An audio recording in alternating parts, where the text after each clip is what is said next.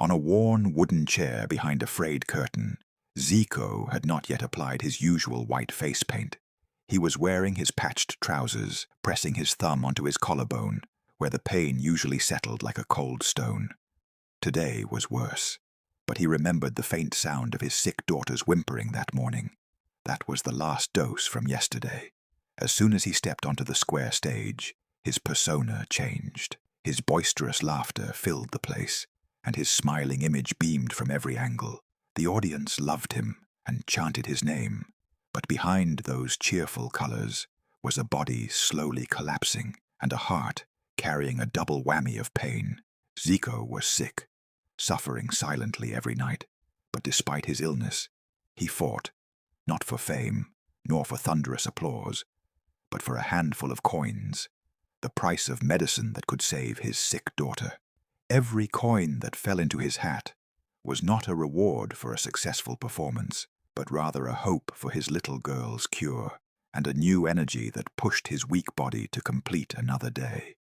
In every show, he smiled despite the dizziness that weighed on his eyelids, showing off his acrobatic moves despite the pain that tightened his bones. He hid his groans beneath the roaring cheers of the audience. He saw laughter and happiness in the eyes of his audience, but no one noticed the quick tremor that crossed his hand when he held his stick, or the unusual heaviness in his steps during jumps. His smile was fixed, and tears were ready to flow inside him, but his fatherly will was stronger than his pain. And on that final night, the audience gathered as usual, and his show began. His eyes were more sunken, his voice was hoarse, and the smile painted on his face seemed to be holding on with difficulty.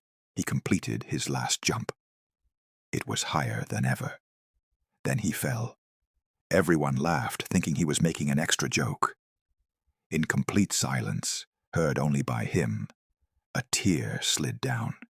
It was heavy, as if it encapsulated all the suffering he had experienced.